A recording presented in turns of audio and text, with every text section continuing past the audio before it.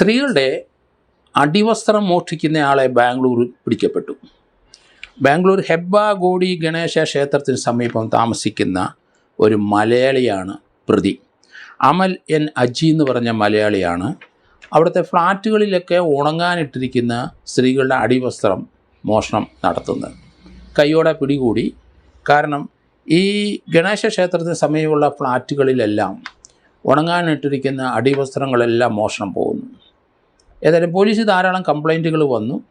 Bangalore police അതേപ്പറ്റി അന്വേഷിച്ചു. ഇപ്പം തൊണ്ടി സഹിതം അമൽ അജിയെ പിടിച്ചു. അയാളൊരു മലയാളിയാണ്. അയാളെ താമസിക്കുന്ന മുറിയിൽ ചെന്ന് നോക്കിക്കഴിഞ്ഞപ്പോൾ 100 കണക്കിന് സ്ത്രീകളുടെ അടിവസ്ത്രങ്ങൾ, പാൻറ്റീസുകൾ എല്ലാം അവിടെ കൂട്ടിയിട്ടിരിക്കുന്ന കണ്ടു. അയാളുടെ മൊബൈൽ പരിശോധിച്ച് കഴിഞ്ഞപ്പോൾ ആ മൊബൈലിൽ സ്ത്രീകളുടെ അടിവസ്ത്രങ്ങളെല്ലാം ധരിച്ച് എടുത്തിരിക്കുന്ന ഫോട്ടോകൾ ഇയാൾ വിവിധ തരത്തിൽ എടുത്തിരിക്കുന്നത് സ്റ്റോർ ചെയ്ത് വച്ചിരിക്കുന്നതാണ് കണ്ടത്.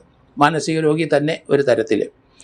പക്ഷേ അത് ഒരു മലയാളിയാണ് അവിടെ ചെയ്തതെന്ന് നമ്മൾ വിചാരിച്ചോണം. അത് വലിയ വാർത്തയായി.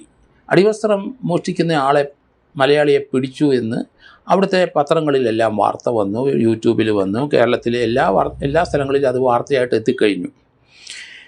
അദ്ദേഹത്തിൻ്റെ മാനസികമായ ഒരു വിഭ്രാന്തി അല്ലെങ്കിൽ മാനസികമായ സമനില ചെത്തി ഒരു സ്ത്രീ വേഷം ധരിച്ച് അവരുടെ അടിവസ്ത്രം മാത്രം ധരിച്ച് നിൽക്കുന്ന ഫോട്ടോകൾ 100 കണക്കിന് അയാളുടെ മൊബൈൽ ഫോണിൽ കിടക്കുന്നതും പോലീസ് കണ്ടെടുത്തി കഴിഞ്ഞു. ഇത് ഇങ്ങനെയുള്ള ചില കേസുകൾ ഞാൻ എൻ്റെ ക്രൈംബ്രാഞ്ച് കാലഘട്ടത്തിൽ അന്വേഷിച്ചിട്ടുണ്ട്. നമുക്കറിയാം റിപ്പർ ചാക്കോ മർഡർ ചെയ്തിട്ടുണ്ട്. പക്ഷേ റിപ്പർ ചാക്കോയ്ക്ക് ഇതുപോലെയുള്ള ചില രോഗങ്ങൾ ഉണ്ട്. കാരണം കിടങ്ങൂർ ഒരു സ്ഥലത്ത് റിപ്പർ ചാക്കോ ഒരു വീട്ടിൽ മോഷണം നടത്തി. അതിൻ്റെ പരിസരത്തുള്ള പല വീടുകളിൽ കയറിയെടുത്തെല്ലാം സ്ത്രീകളുടെ അടിവസ്ത്രം എടുത്തുകൊണ്ട് പോയിട്ടുണ്ട്. അത് റിപ്പർ ചാക്കോ ആയിരുന്ന നമ്മൾ കരുതുന്നത്. അതിനടുത്ത് 1-2 മർഡർ കിടങ്ങൂർ ഭാഗത്തുണ്ടായിട്ടുണ്ട്. അതുകൂടാതെ റിപ്പർ ചാക്കോയെ പിന്നെ കണ്ടത് ഇടുക്കി ജില്ലയിലാണ്. ഇടുക്കി അവിടെ പൈനാവ് കഴിഞ്ഞാൽ കരിമ്പന് പോകുന്ന വഴിയിൽ തടിയമ്പാട് എന്ന സ്ഥലത്ത് അവിടെ ഒരു കേസ് ഞാൻ അന്വേഷിച്ചിട്ടുണ്ട്.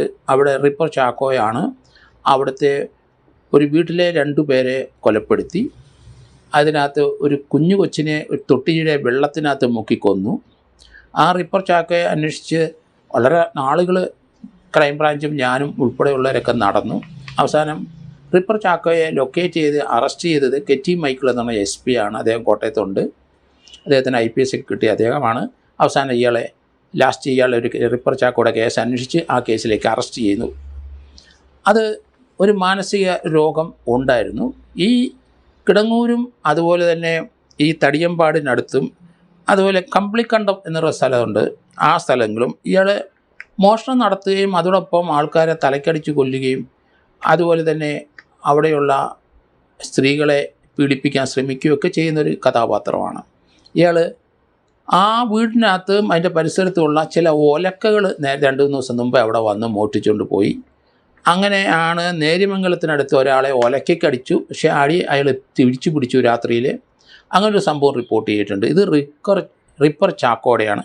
റിപ്പർ ചാക്കോയ്ക്കും ഇതുപോലെയുള്ള അടിവസ്ത്രങ്ങൾ മോഷണം നടത്തുന്നതും പിന്നീട് അയാൾ പറഞ്ഞതായിട്ടാണ് പറയുന്നത്. ഈ അടിവസ്ത്രങ്ങൾ മിക്കവാറും എടുത്തുകൊണ്ട് പോയി ഇയാൾ കയറുന്ന സ്ഥലത്ത് ഫിംഗർ പ്രിൻ്റ് കിട്ടാതിരിക്കാൻ ഇത് വെച്ച് തുടയ്ക്കുകയും പട്ടി വന്ന് ട്രാക്ക് ചെയ്യാതിരിക്കാൻ ഈ അടിവസ്ത്രം വെച്ച് തുടയ്ക്കുകയും ചെയ്യുക ആണ് അയാൾ ചെയ്യുന്നതെന്നൊക്കെ പറഞ്ഞിട്ടുണ്ടെന്നാണ് ഞാൻ ചാക്കോയുടെ ചോദ്യം ചെയ്ത ഉദ്യോഗസ്ഥന്മാർ പറയുന്നത്. അതുപോലെ തന്നെ നമുക്ക് വേറൊരു കഥാപാത്രത്തിന് എനിക്ക് ഓർമ്മ വരുന്ന ഇത്തരത്തിൽ. കാരണം അത് പാറശാലയ്ക്കപ്പുറം തമിഴ്നാടിനിടയ്ക്ക് ഒരു കള്ളനെ പിടിച്ചു. ആ കള്ളനെ പിടിച്ച് ചോദ്യം ചെയ്ത് കഴിഞ്ഞപ്പം പല കേരള ബോർഡറിലും തമിഴ്നാട്ടിലുമൊക്കെ രാത്രി മോഷണം നടത്തുന്ന ആൾ നേക്കഡായിട്ടാണ് മോഷണം നടത്തുന്നത്. തുണിയെല്ലാം അഴിച്ചു വെച്ച് തുണിയില്ലാതെ കയറിപ്പോവും അയാൾ. പല സ്ത്രീകൾ മാത്രമുള്ള വീടുകളിലൊക്കെ തുണിയില്ലാതെ കയറി അങ്ങനെ നടക്കുമ്പം ഹസ്ബൻഡാണ് എന്നൊക്കെ സംശയം തോന്നി അവർ കേസ് റിപ്പോർട്ട് ചെയ്യാതെ പോകും എന്നാണ് ഇയാൾ പറയുന്നത്.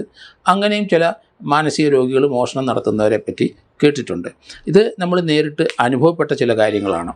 എന്തായാലും ബാംഗ്ലൂരിലെ ഈ ഒരു വലിയ വാർത്തയായിട്ട് വന്നിരിക്കുന്നു. അടിവസ്ത്രം മാത്രം മോഷ്ടിക്കുകയും അത് ഫ്ലാറ്റിൽ മുകളിൽ ഉണങ്ങാനിട്ടിരിക്കുന്ന പല ഫ്ലാറ്റിലും മുകളിൽ ഇയാൾ കയറി എടുത്തുകൊണ്ട് പോവുകയാണ്.